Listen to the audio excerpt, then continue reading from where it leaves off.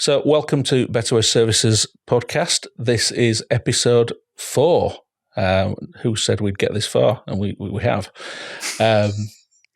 I'm really pleased, as ever, to introduce Louise Lambourne from her pad in Sussex.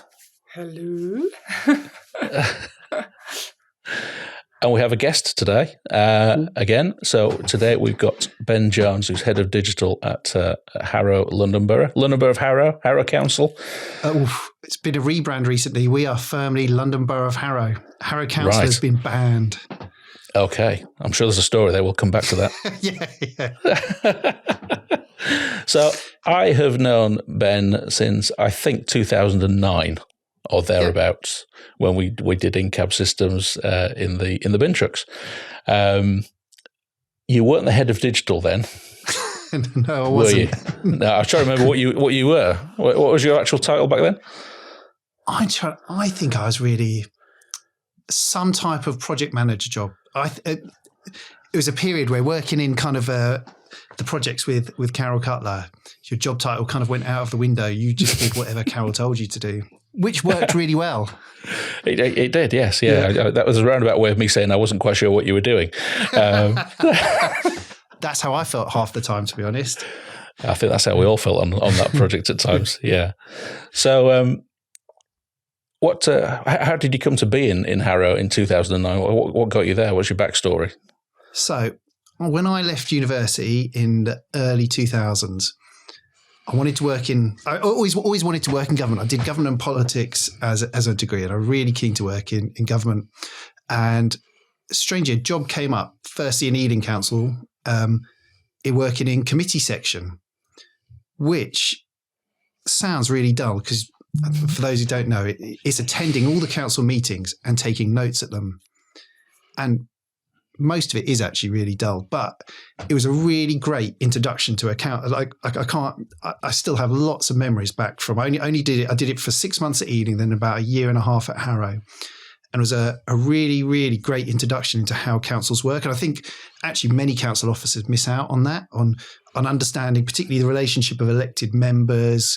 Kind of, it gives you a really broad view overall of how all the council works and all the different things councils do. That part's interesting. The writing, the meeting notes, really, really dull. And this was back when committee meetings were pretty hardcore, where you would have lots going to kind of 12 o'clock at night, talking about parking permit zones and CPZ implementations till 1 a.m. It was, nowadays I think a lot of meetings, they try and finish by 10, but this was back in the hardcore days where you would be going on till 1 a.m. And then opportunities came up, working in, I don't know if any of you remember, best value review implementation of First Contact, back when you had these best value reviews where you looked at the efficiency of different areas. Harrow had identified with Carol Cutler, who was the director at the time, that we offered a really poor customer service. I think we had maybe 400 different published telephone numbers. Even though we're in one building, we had maybe 7 or 8 different face-to-face reception desks. Like, it's crazy when you think about this now. How on earth you thought this was a way to operate? But we had customer services were run by every single department. Every area had their own customer services area of phone lines, reception desks.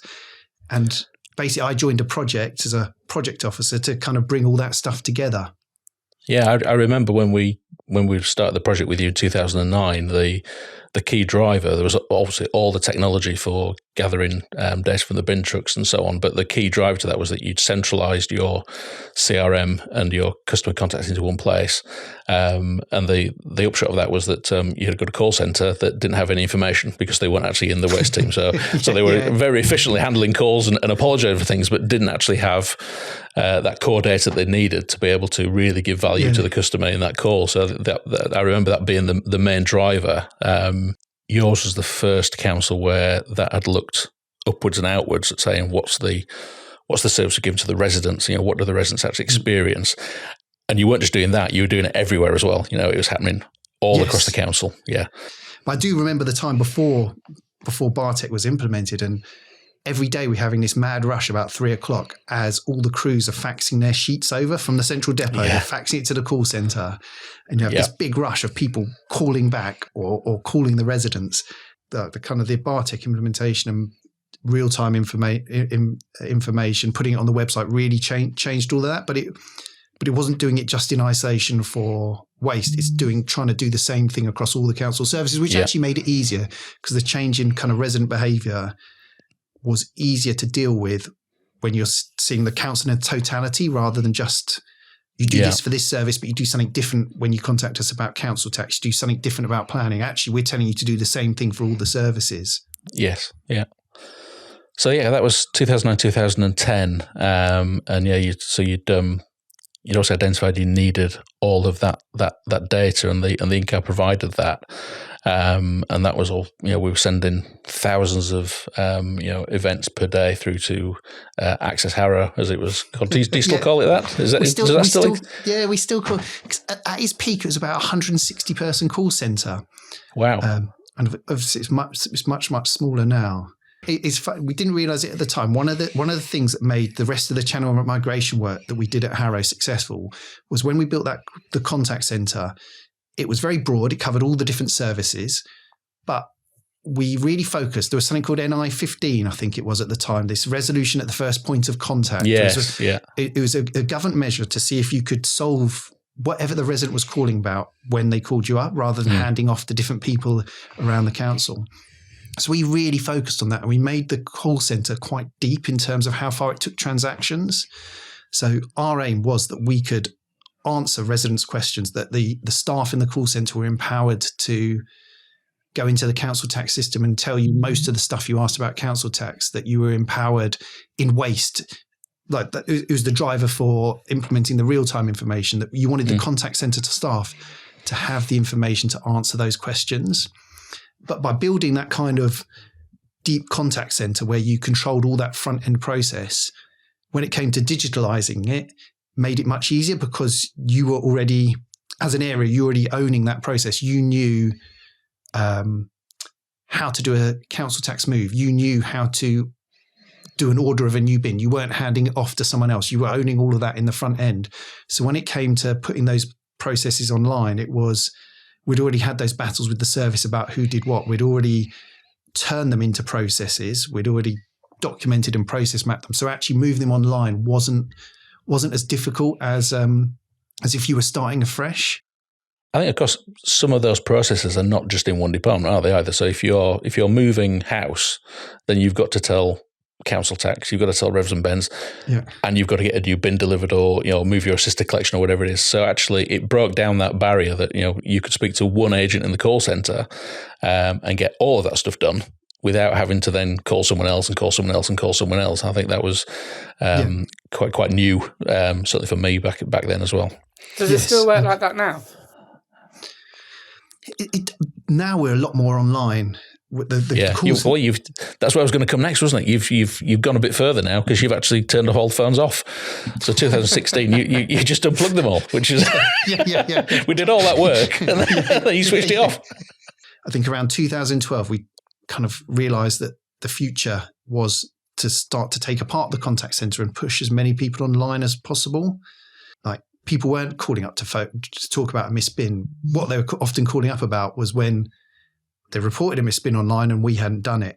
And as the budgets got tighter and tighter, it's kind of almost a decision came to a head was, do you operate a poor phone service, or do you kind of take that money and invest it in trying to make sure that the service is run properly in the back office, actually run them well enough that you're actually preventing the reasons to contact you? And I think by that point, we'd started to see significant channel shift, more and more people going online. And they kind of said, all right, of those two uncomfortable decisions, we'll take taking people out of the contact centre as the better option. Yeah, it certainly feels sensible to keep funding the actual service rather than funding what is effectively failure demand. Often people complain about the service. If you take away the front line, then you get more calls about the service, more complaints, and you end up in a vicious circle of decline, I think. So it strikes me that I don't know how many other authorities, maybe you do, I don't know how many other authorities have turned off the phones in the way that you have. And most of the coaches I work with still have, phone lines. You can ring up. So it would feel like a big decision today to turn off all the phone lines, but you did that 8 years ago. It's interesting. The first one we did was parking. Parking challenges. Yeah. So if you get a parking ticket in Harrow, there's no one you can phone up and talk to about. And we did that kind of quite early in Access Harrow because it was horrible for the staff answering our parking calls, because all you did was get a mouthful of abuse, and you had to put the challenge in writing anyway. Right. It was a completely pointless call for us to receive, and actually pretty pointless for the resident. They just to get angry with you. You couldn't do anything. The people on the phone couldn't do anything anyway. We'd just tell you, put it in writing. You'd still get 5 minutes of abuse, and so we closed we closed those lines down. And actually, there wasn't really a kickback. It's kind of you kind of built confidence that you could do this stuff without it being a disaster, either public relations or a practical disaster where there were loads of people cut off from accessing services. Do you get more emails now then? As opposed to the phone calls? I just can't imagine how that would work. I mean, I've never called the council once. I've never had a need to, but I know that this does happen. So yeah, do you get more emails? The point is saying where you've never called the council. We spend quite a lot of time looking at the demand. So we spend a lot of time looking at our data, and actually, majority of people don't contact their council. Like you kind of ask your friends and stuff, and most people, you very rarely call the council. And actually, if you want to do it, you do want to do it online. It's often those. I know it sounds easy to say. So there is really an 80-20 rule that you have got a hardcore bunch of residents who do need to contact you quite frequently. We started to open up the email boxes. Then we realised that email is worse than phone calls. It's an almost impossible demand to cope with. We particularly had problems in council tax where we never shut the phone lines for council tax, but we had this email box, and it had so many emails in that we could never answer the phones and do the emails. So what you'd do is you'd answer the phones, and the emails would build up, and then the people who'd emailed you would then phone you up to say, "Why haven't you answered my email?" Then you'd answer that phone call. Then you'd come across their email and email them back to. So we've worked really hard to try and close as many email boxes as possible. So we've pushed everyone to web forms. So we have, in terms of kind of web forms, we have about 600,000 submissions via the website a year in different web forms across the council, and probably a similar number of logins to our online account, where you're kind of checking authenticated information. When you say web form, is this to book things or to raise a problem? Yeah. So you go onto the website, and it'll be like a structured form asking you questions of So as opposed to sending a direct email to council contact at, it's a web form that does the same thing, but I'm assuming then goes different places once it arrives at the council. Okay, that makes sense. So again, a lot of the online contact, to make it as efficient as possible, we spent a lot of work in trying to get rid of people having to type stuff into systems. So all our waste for web forms, whether it's a mist bin, ordering bins, they integrate straight into Bartex. You're also taking out that middle office of people typing things in. Yeah, it strikes me that you're just doing what Tesco do. So, I went to Tesco's yesterday and I did the self-checkout. So, previously they paid somebody to do the checkout, and now they get the customers to do it for free. With the forms, you used to pay people to transcribe the phone call or the email, and now you get them to do the data entry for you, which is genius. So it is the way the world works. And I think I understand that the form gives you structure. It ensures that you capture the information you want, and you don't get the whole backstory about all the irrelevant stuff that people want to sort of tell you about why they were why they parked there. We don't care. You parked there. It's a double yellow line. Give us your 50 quid. It focuses the data entry and to the bits you really care about. I sort of look at my reservation about forms is that a lot of the council websites I go on, and I'm not looking at you specifically here, Ben, but a lot of the council sites I go on, there's lots of text about the council, and then you get to a choose your form. You can fill in a form for a misbin, you can fill in a form for a parking ticket, you can fill in a form to move house. It's very, very transactional, and it's very, very. It's like it's got all the fun and glamour of applying for a passport, which is the only other area I think where you can fill in these big extensive forms, and it doesn't feel like a John Lewis experience, where you see the thing you want, you click on it and, buy, and it appears. But I'm not quite sure I can come up with a better way of doing those things. How do you do a council tax application without filling in a form? I'm not sure. Government transactions seem to run a year or two behind what you do in the private sector. Like probably 5 years ago, if you went on electricity websites, gas websites, it was very straight and very serious. And there's been a playfulness added into all those transactions over the last 2 or 3 years. You felt it's changed. People want a more engaging experience when they go online. And I think we're starting to think that that's probably the way, there's a seriousness that we're always going to have because we're local government and people expect us to be a bit boring, and we don't want to disappoint them. And you don't want to be paying your parking ticket and we give you a load of playful banter. I don't think that's gonna go down well. No. But we've been looking at the design and we've been trying to soften, and it's almost the language we use on all the website is so serious and so we've worked really hard to tone it down. We look a lot at reading age of our website. And we've got to try and bring that down because we make it so complicated.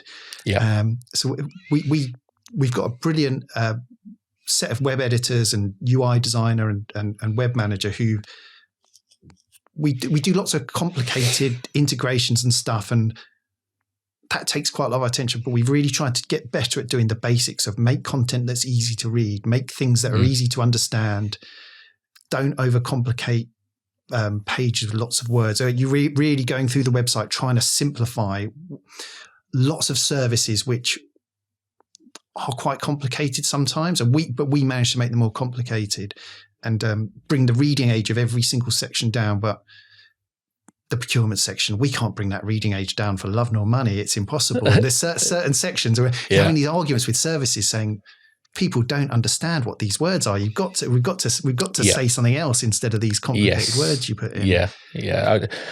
We say a lot when we're sort of building our websites. Nobody knows what a 240 litre refuse bin is.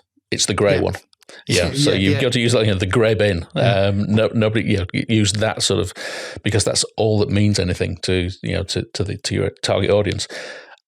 I think the other thing I see with, and this is perhaps a historical thing that may be changing, but when you talk about NI 15 years ago, it was really about avoiding contact in the first place and closing it off as quickly as possible.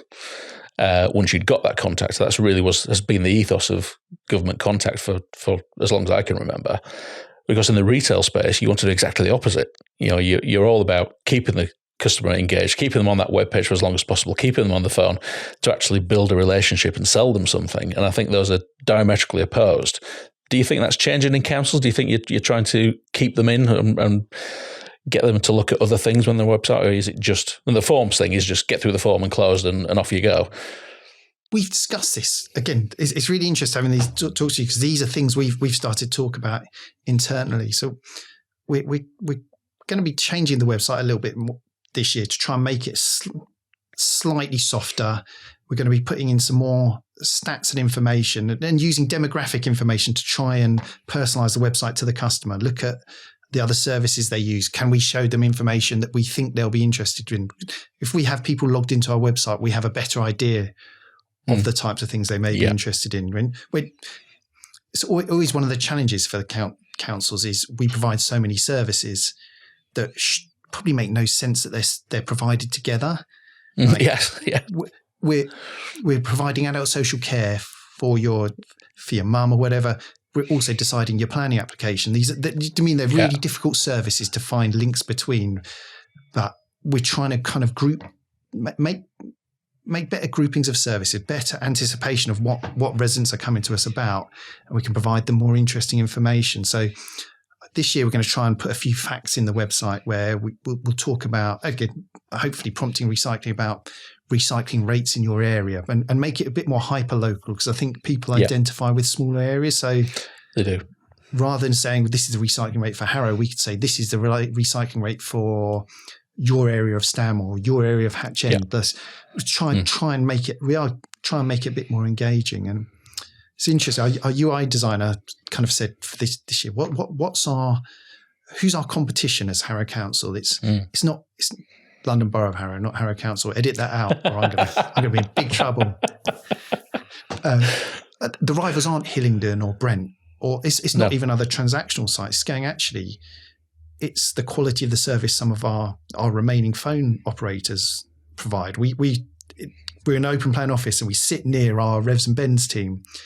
And the ladies on the phone, the people on the phone working there are amazing. They're so soft and understanding when these are people phoning up saying, I haven't paid my council tax for 6 months, I'm being summoned. But they're soft and understanding, but they give answers. And we'll never get that with a website, but we want to give a bit more of that feel of we're not just a faceless organisation. One of the things that Louise and I have been involved in recently is an initiative that's not quite yet launched, but is looking at getting recycling information and resources into schools and sort of youth settings. So we're backing that and supporting it. And one of the discussions I've had is around bringing those two things together. So you look at an initiative to get kids interested in recycling. Take a bin truck into the school and let them have a look at it, and give them that stuff. It's very similar to when the fire brigade go into the school and tell the kids don't leave the chip pan on and this sort of thing. So there's a definite parallel there, and we know it works in terms of getting engagement and getting kids in early. But then when they go home and their parents are on the council website looking at what the bin day is, there's no crossover. So actually, if mum goes online and says, "Oh, what bin am I putting out tomorrow?" and there's actually some stuff to download, just some stuff to colour in. This particular product, they've got a game where you sort of drag the right waste into the right bin. So bring that together. So you start with mum using the website, but then actually that bleeds over and suddenly the kids are looking at the website as well. There's definite interplay there, and that's something that I don't think council sites do at the moment. It's very, you ask what bin it is, put the grey one out, and that's the end of it. It doesn't go any further than that. It'd be interesting to see where you go with that. The stuff at schools, it seems to be really. Our 6-year-old daughter, she's all the time asking, which side of the bin is this, recycling or non-recycling? Is it? She knows better than I do. She starting to turn around and quiz me. Daddy, do you know if that's recycling? Daddy, you put this in the wrong side. So it's But you're right. It's getting in at that age, isn't it? I think that's where the minds are open to this stuff. They're into it. It's raised all the time. They want to make things better, don't they? And I think that's brilliant that they're more engaged now. I can't say as when I was at school we ever talked about anything to do with that. But I remember everything changing a lot. I mean, I wasn't a homeowner, so I know that we had 2 bins, and then we went to about 20, it felt like, of these plastic blue bins where we had to separate everything. And that lasted a year, I think. It didn't last very long. And then we went back to the bins, which no one had room for because they were massive in comparison to the metal ones. Our council just happens to change things quite frequently. But the recycling message around here is actually pretty good. They do update you of what can go in recycling. And they have this guy that goes round as well, the schools and stuff, confirming what can go in. And he takes loads of rubbish in and shows them what can and can't be recycled. And I think that, getting them while they're keen, and then they can make an impact, can't they? And hopefully then they'll work at councils and start making decisions as well. And they've got mobile phones now, haven't they? Your 10-year-old is on the web, or on the apps. Yeah, so if you can put stuff on the council website, on the council channels that actually hits that audience, then those, they're not homeowners yet, so they've got no transactions to do with you. But in 10 years' time they will have. So if you get them engaged now, with some content, that all joins together. And they're great influencers of their parents. Oh, they are, yeah. Speaking from experience, yes, we have the same experience. Much more guilty about putting something in the wrong recycling bin or not washing a container out before I put it in the bin than I did before, because I'm getting a lot of pressure to I've found right. Since getting into waste, I've done it naturally, because I didn't know anything about it. I was very naive about it, I guess, and then I started going to the LARIC conferences, and when I heard about one of the biggest contaminations was nappies and recycling bins, I was really shocked. It's like, what? Who does that? But then the more and more people I've spoken to, they're like, oh, well, I kind of get it, because it's collected fortnightly and they don't want the dirty nappies to be sitting in the bin. I was like, yeah, but they're putting that in a recycling bin. I would never do it. And then, so my big thing is food waste. I've, ever since listening about all the food waste, and I went to a seminar about it, I was like, oh, there's no way I can have that amount of food waste. And then I kind of collected it all up over the course of a week. I was like, I have a lot of food waste. So that's my thing this year that I'm really trying my best to sort out. Because I know, my son's only 2, but I know that he's going to be passionate about these things as well. I can see it. So I want to be ahead of the game. You don't need that guilt given to you by your own children. We have enough guilt as it is. Yeah, exactly. Why are you killing the turtles, Mum? Yeah, no, I don't want to hear that. No. Yeah. We're getting a lot of pressure about plastics and stuff in the sea. Daughter is holding us personally responsible for killing dolphins, seagulls. Yeah. But it works really well, because it does change your behaviours through that. And on the telly now, there's a lot more things for kids to watch about that, isn't there? I remember seeing something the other day about sea life with, instead of shells, they've got plastic. They're living inside. They're living inside plastic, and I was like, actually, that is not good. That is not cool. And then the kids are watching that, and is it Ranger Hamza? He does loads of stuff on composting, and he'll raise things around nature, and loads of questions then get asked. My friend's kids ask loads of questions after Hamza. See, that leads me on to my next question, really, which was... That's what I'm here for, Tim. Well, you've just mentioned somebody there that I have never heard of. My kids, my youngest is now 17, so I'm out of the kids' TV era. Ranger Hamza, he was on Strictly as well last year, so he got loads of... And I don't do that either. I don't do Strictly either.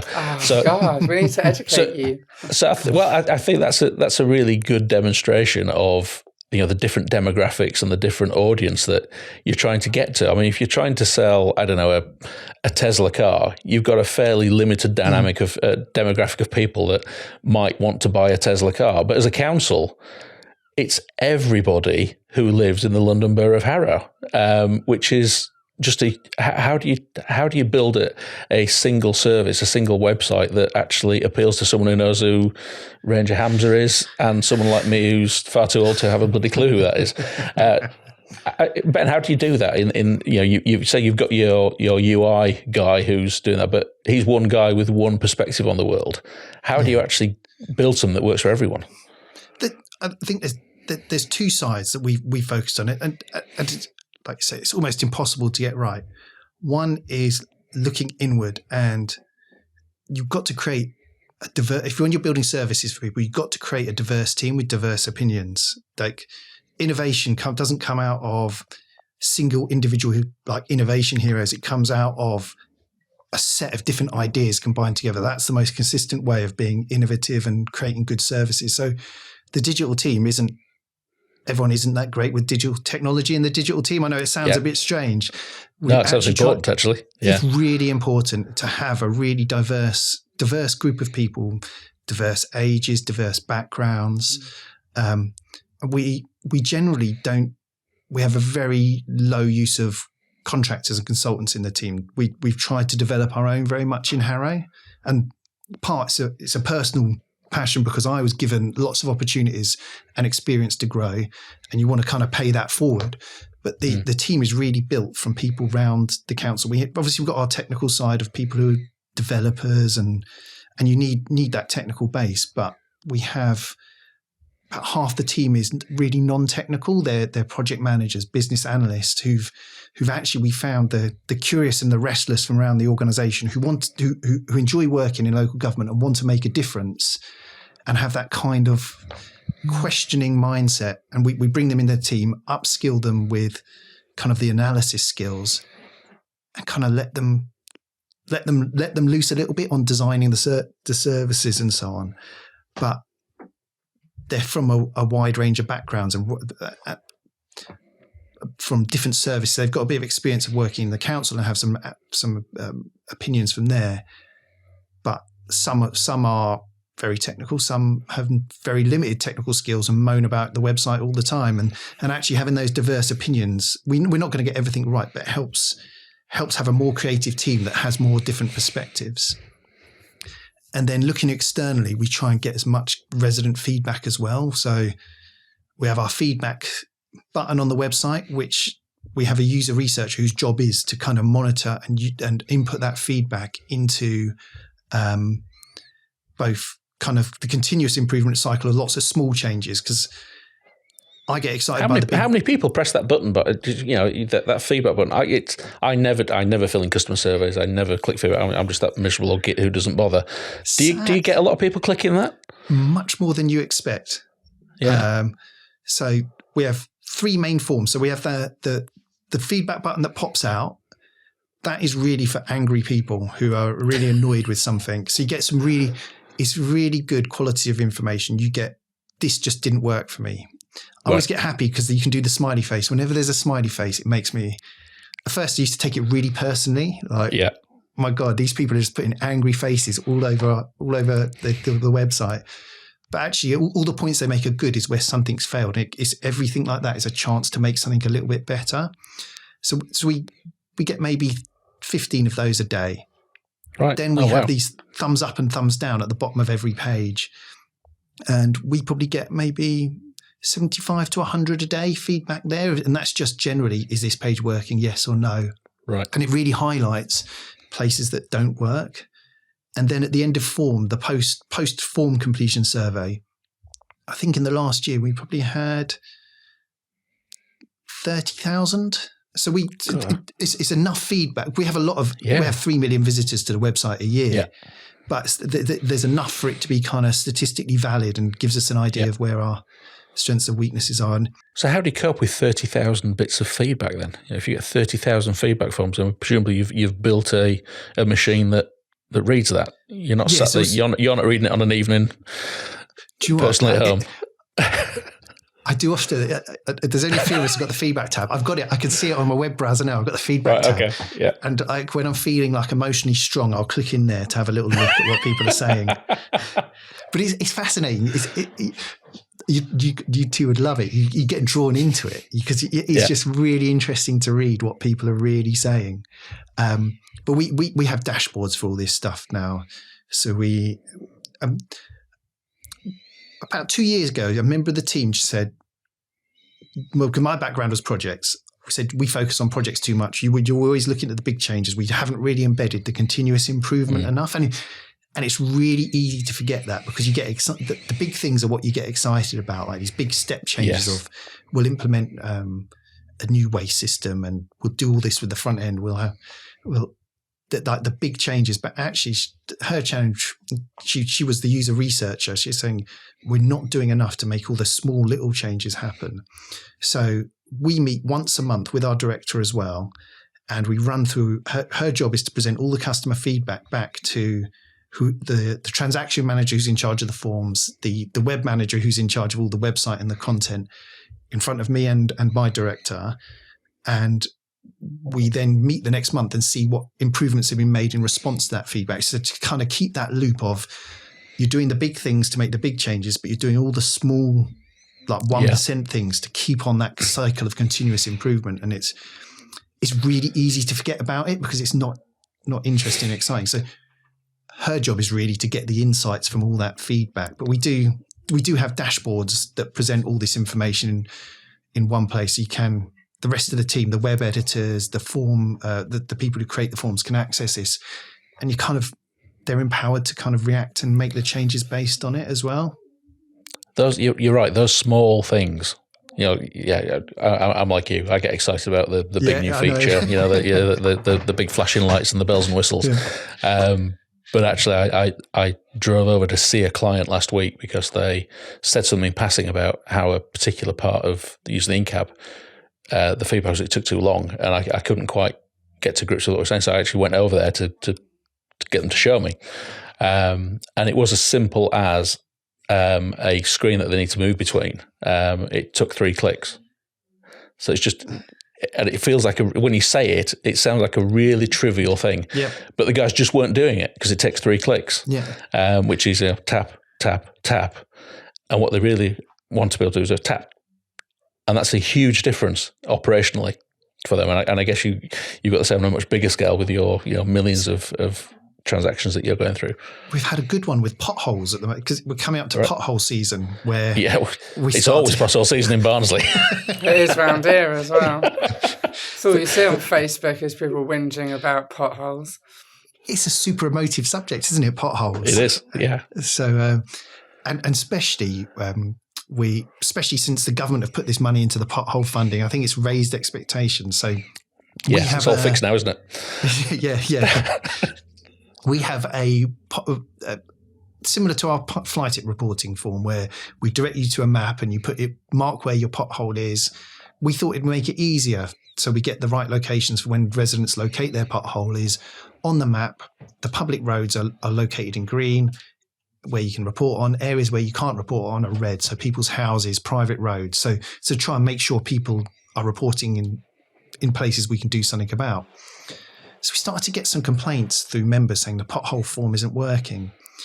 And basically on the map, you can type your address in the top corner. So people are typing in their address. It goes by UPRN. So the map pointer is locating onto their house.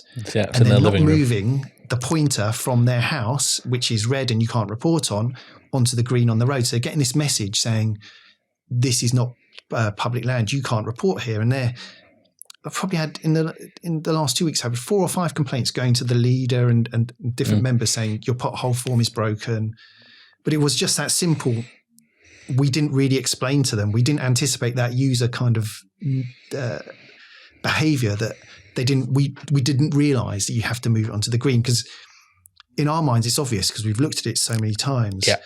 But we've now put some text on that error on that message that says it's not public land, saying, please make sure you've moved it onto the green road area. And but it's those small changes, those small things can be as big as the big things, really. And and it's just providing attention and resource to constantly look at those things because that's what turns your website into something that could be a little bit frustrating to something that really is a smoothed out customer experience all the way.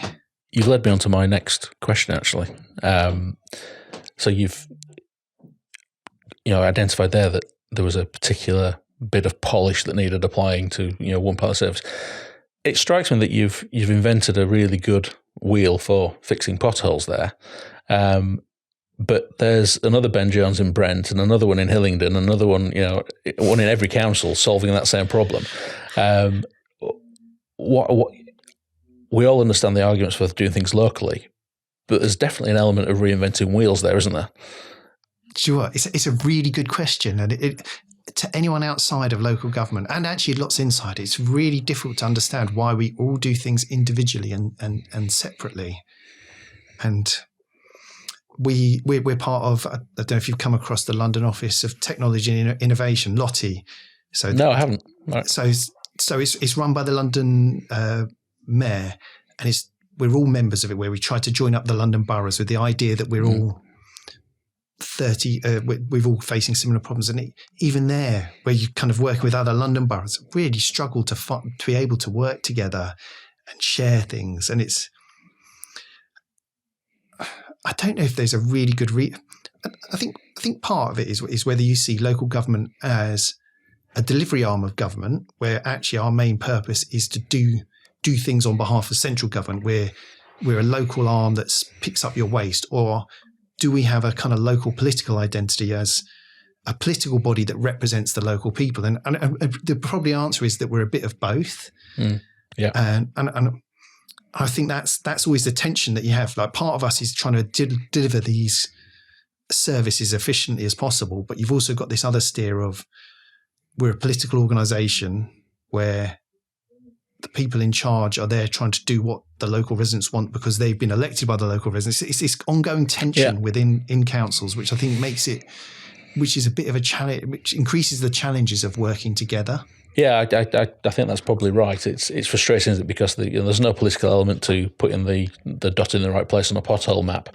That's just works or doesn't work everywhere. But I think you're right. We see, we do a lot of work with waste partnerships, formal and informal waste partnerships, and I have to say that there's a lot of good talking goes on in those things, but actually, when it comes down to it, they still do their own thing and they do it separately and procure separately because they are just built that way.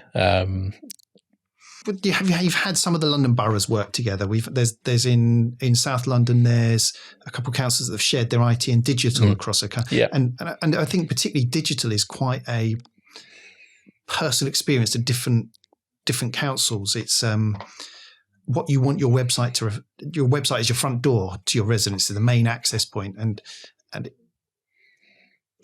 it kind of reflects the type of council you are and where you put your resources. And it's interesting, that pothole challenge there. Different councils have different flavours. Some councils, their primary focus is going to be fixing potholes because they think that's what the public want. Other councils, it will be building communities, investing in adult services. It's so difficult. I think that's the bit that's different. Yes. Each council has while we're all doing the same things, where each task sits on the priority list is slightly different. Yeah. I would love to see it work somewhere, though. We've spoken to a few people who worked in there. There was the London Tri-Borough where Kensington, Chelsea, Westminster, Hammersmith, Fulham worked close together, and some bits of it worked, some bits of it didn't. And there's places that are sharing chief execs. So there seems to be more appetite for it now, but you kind of think on a practical level, if you had whole of West London, one company collecting waste. Yeah. I just think there'd be so much. I think everyone would worry. Each borough, because it's so politically important to collect your bins well. Yes. Yeah. I think losing that control would make politicians very, very nervous. Yes, and we've got experience with places going unitary. That's happening quite a lot where 6 or 7 completely disparate boroughs suddenly become one, and there's nothing sudden about it. It's a very long process, and I can see all the difficulties, but it does feel as though there's definite scope for sharing a lot of that infrastructure and so on. It is one of those things that you think will start to slowly change, but I think it'll just take a long time. In some of the other areas, there's in Harrow, we run a legal shared service, so we run legal for maybe 4 or 5 other councils, and it's been it's actually worked really well. But the examples of it are few and far between. Most councils want to be the one providing it rather than the one receiving the shared service. Absolutely, is what we find. Yeah, but often, unless you run it well, what you'll find is the councils drop out of it when they realise actually it doesn't help with their bottom line. It's actually just something else that takes their attention away from their core focus of delivering locally. Yes, yeah, and the loss of control as well. If when you're sharing it wider, completely different subject now. I was working with. I was doing some stuff on our help desk the other day, and I needed to contact the provider of our support software, who you would think, they're a leading help desk software provider. You would think they'd have this absolutely nailed on. So I clicked the little button to say, get help, and was immediately routed to their AI chatbot. And like every other AI chatbot I've ever used, it was dreadful. I spent 5 minutes fighting with this bloody thing to eventually persuade it to let me talk to a human being who then answered my question. And it got me thinking, is this ever going to work? Is AI ever going to actually take the place of the replace the form so you can just have a chat with a robot? Do you think it's going to work? Firstly, impressive that you're back on the help desk, Tim. That's Must have been hard work for the rest of the help desk staff. I imagine you probably caused more chaos than problems you solved down there. There's lots of challenges with working on the help desk. One of them being that my daughter works on the help desk, and the other one being that my ex-wife runs the help desk. So we have challenges. It's so weird, isn't it? The chatbot experience, like both. Everything you do is so poor, isn't it? Like you use it on the bank sometimes, and actually you're waiting to be handed off to the thing you mentioned, waiting to be handed off to a human. It just seems like a version of the search. You just get more wound up. So you're normally called because you're wound up over something, and then I end up getting myself even more annoyed because I'm trying to talk to a robot when actually a very simple question. And it could be easily answered. That's why I like the instant ones. When it comes up with instant message, and then it's not a robot; it's actually a real person.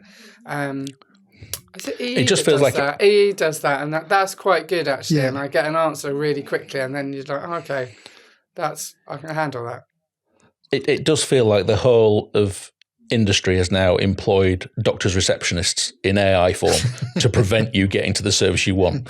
So I'm just wondering what direction are you going with that in Harrow? Do you think this is going to be a big part of the future? We tried a chatbot on our website for a little while, like in 2017, 18, which is a long time ago, but really it just was another version of the search bar, but a bit slower and a bit more wordy, and you still feel a lot of the chatbots are still very similar.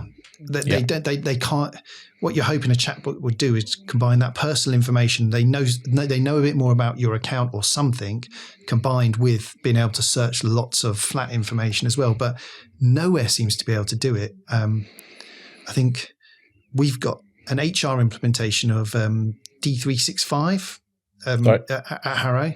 And one of the things they had been looking at was whether you can have a kind of chatbot that would tell you what your annual leave is and that type of thing. And I wonder if actually we're looking too broad. It needs to start in quite a narrow, precise area. Because it is that combination of personal information and generic information that you really need. Otherwise, you're just looking at web pages. You're right. I don't think anyone's really cracked it yet, have they? No, I think if you can narrow down the number of questions that people are going to ask, then it works. But if you're going to do that, you could just have a list to pick from, couldn't you? It does feel like, and you see all these videos about Tesla and their self-driving cars and how it's awful. You have to constantly overcorrect. That's my experience of driving anything with a assistive thing. You spend more time worrying whether it's going to stop the car in time. Are you thinking of buying a Tesla, Tim? This is the second reference you've done to Tesla. So either you're on a really good sponsorship deal for our very heavily listened to podcast, or you're in the market for a Tesla. I'm definitely not in the market for a Tesla for various reasons. But they put themselves out there as being at the forefront of AI and this. Machine learning and stuff that's going to basically take away the humans and the self-driving cars, and that's a big part of their pitch. But there's lots and lots of evidence on YouTube that it doesn't work yet. And my experience with driving my car that isn't a Tesla, but has automatic stuff. Exactly. has all this automatic stuff. But I spend more time worrying about the automatic stuff not working than actually just the idea that one day I'm going to get in the back and have a kip while I'm driving down the M1 feels like a very long way away. But you don't want to be that guy who just said, it'll never work, and then suddenly it does. So I'm just interested in what your feelings are on this in a call centre environment, Ben. Is it suddenly going to, we hear it's accelerating all the time, is this suddenly going to work? Or are we actually on a 5-10 year journey?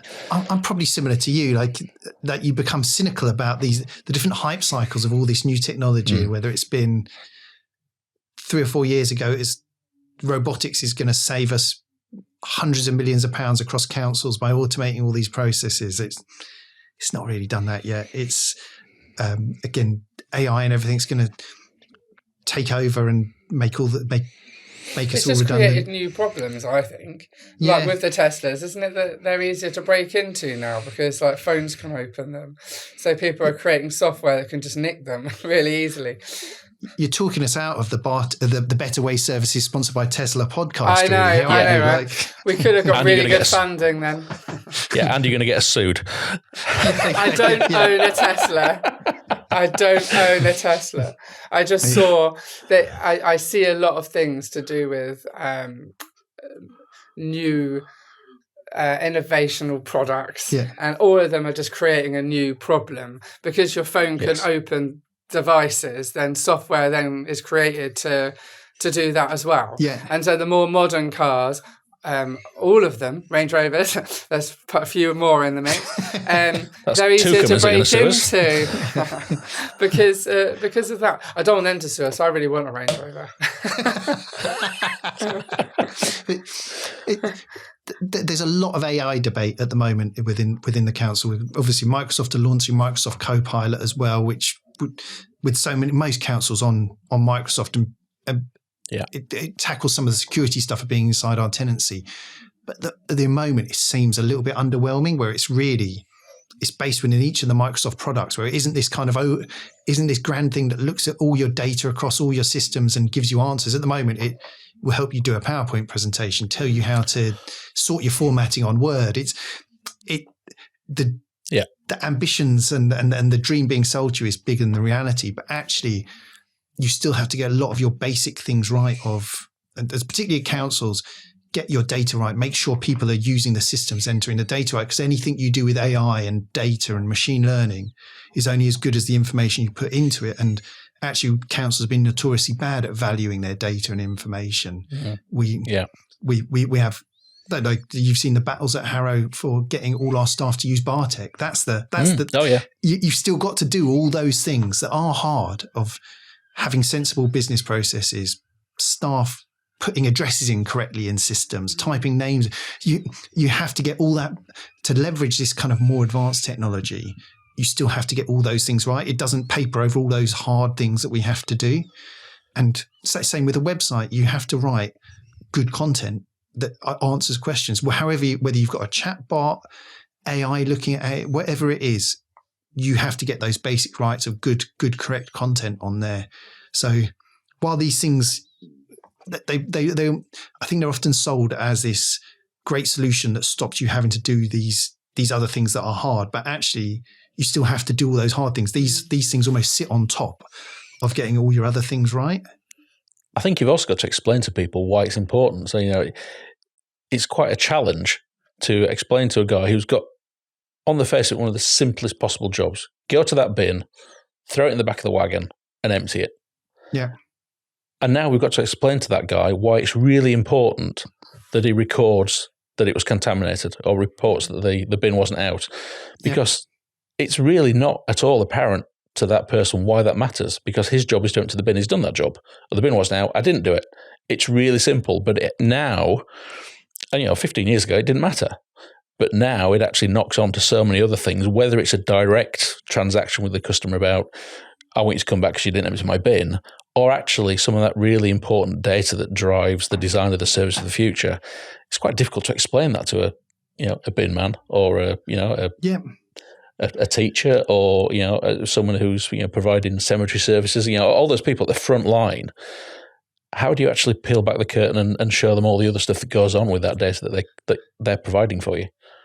It's hard, isn't it? And I think increasingly, I think you see it more in society. I think you've got to explain the why you're doing it as well. But I think probably 20, 30 years ago, you could get away with just saying, this is what you do. And you see it you look at a lot in sports and sports coaching, that increasingly in sports, the managers and stuff are explaining the why, trying to explain to players why they have been asked to do this, not just do this. And I think it's important to take that into the working world of always giving people the opportunity to understand what's the point of doing this.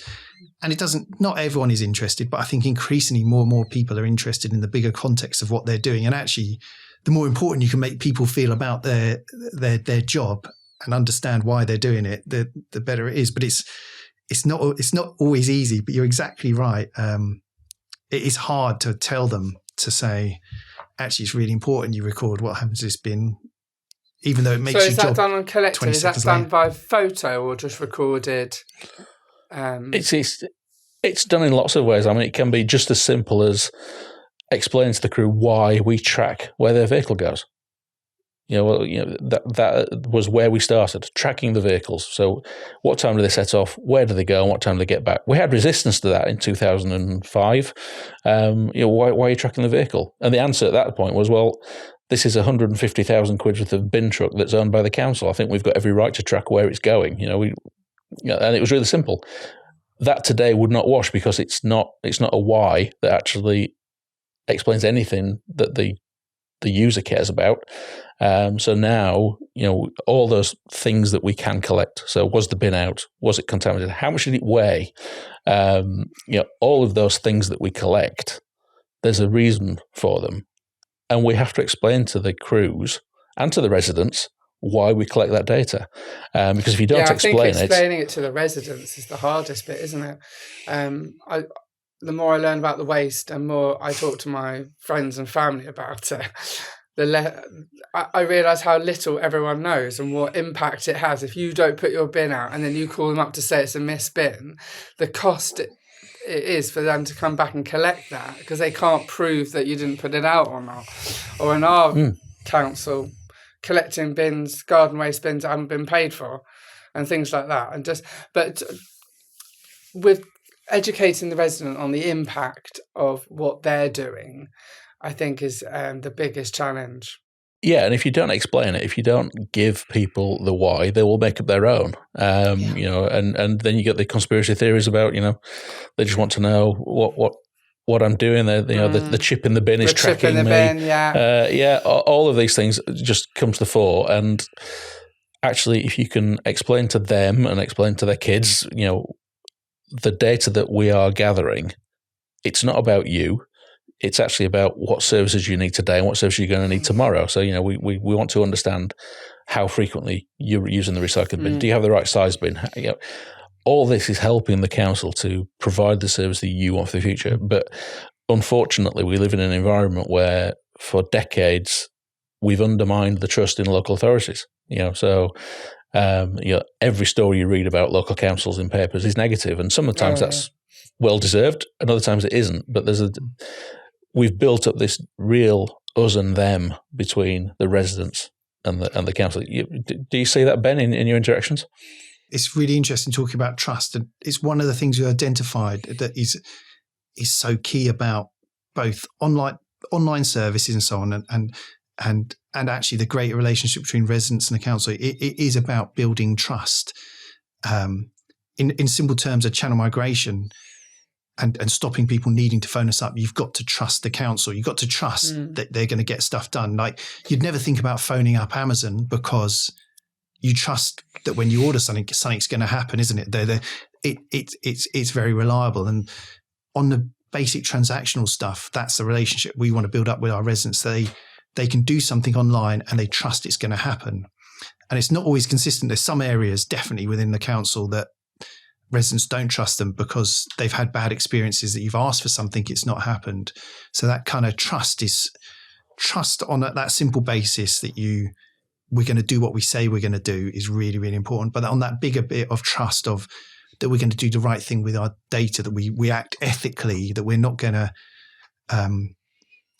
be passing your data off to third parties. Yeah. But we actually run a trust and transparency survey every year, again, just online, because again, it's worth us keeping in check because it is so important to online services and it's very difficult to measure. And we're always impressed that residents generally, they trust us to act ethically. They don't trust us always to do what we're going to say, and perhaps they don't trust our competency as much as we'd like them to do, but they do trust that we're going to do the right thing compared to like the Facebooks and stuff of the world where they don't trust them with the data. They don't trust they're operating in the right way. So it's just interesting doing it. But the trust is really underratedly important thing in running services and local government. And it's a hard thing to build up. It's a very easy thing to lose very quickly. Yeah. It doesn't take long, especially social media. It goes on like wildfire. We had campaigns here. Was it last year? All about a roundabout. Honestly.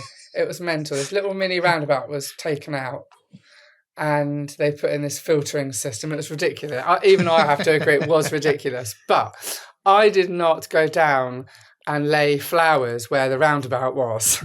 It escalated so quickly, and it was just all over social media about this blooming roundabout. And even now, there's still stuff about this roundabout that was taken out of my town. And as soon as that happens, people then say, "Oh, then there's this, and then there's that," and then I hate the Karen, but the Karens will just go out in force and then attack every single Facebook page with potholes or the roundabout around here or the McDonald's roundabout that no one can get past at 5 o'clock. What was special about this roundabout? Why did people love nothing. this? It's just that the reason why I personally was a bit antsy it was there was no problem with how it worked. It was fine. It's been there for as long as I know. This mini roundabout, you either go right down towards town or you go left towards McDonald's.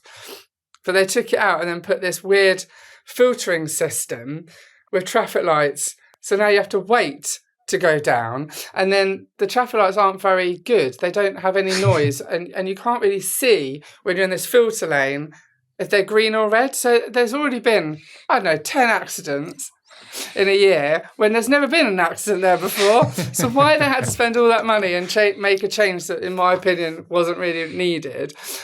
I don't know what all the rest of them are whinging about. And I certainly don't know why they're laying flowers down, RIP roundabout.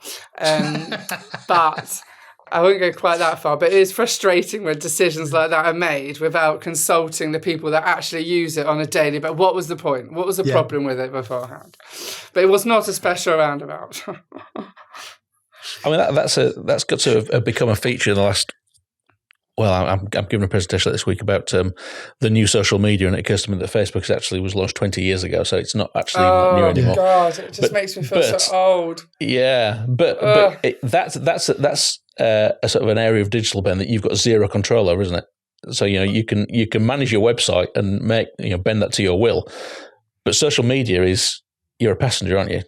How do you cope with that?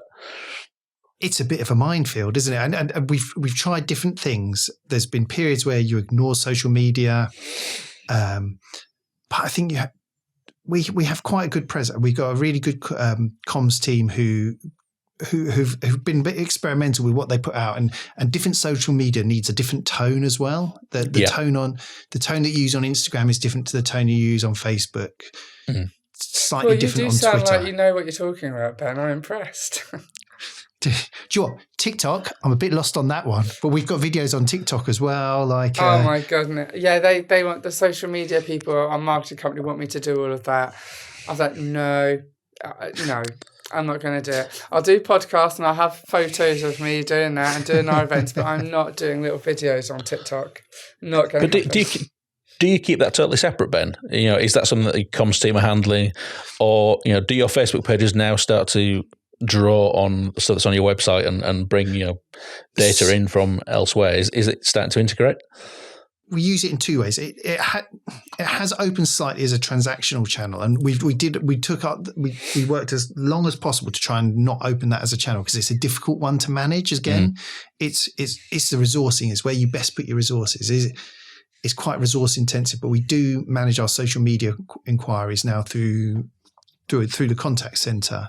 But we do if people have asked, say, about a missed bin or report a flight, we re-signpost them back to doing it themselves. So we're quite careful how we do it, but we do answer queries on there. So it is a small transactional channel that we try and manage. But we do both formally and informally monitor the feedback. We have some social media listing tools that look at the council's official Facebook and Twitter and Instagram feeds and see the comments coming back. And it's a really good flag where you've got service delivery problems. But we also keep a close eye on all the local groups as well, because that's where the real That's the where real joke is. That's where that's the hardcore stuff. Goodness me. Yeah. But it's been. I don't know how they've got so much time. It's some of the politicians engage on there, and actually, the groups have become. there's advocates on these groups who will back the council a little bit more. And will sign people off to the website without us having to do it. It's really interesting how it's changed over the last 2 or 3 years, where actually there's some negativity and some moaning, but often there's something that sits behind it. So it's always it's another bit of customer feedback that lets us improve. So you do keep an eye on it as long as you're thick-skinned. Yeah, that's the thing. And that's a shame, isn't it? You have to have a thick skin because it's almost like hiding behind social media makes it so you can say whatever you like. Yeah. And of course you're going to take it personally. This is your job. It matters. It means something to you. And I think residents forget that actually it's just normal human beings that work at councils. They're trying to make a difference. And they're trying to do a good job and a good thing. Yet they're treated like bankers. Yeah, worse than bankers. Oh, my days. Some of the emails I read, because I see do not reply emails coming through for garden waste. It says do not reply, but they still reply.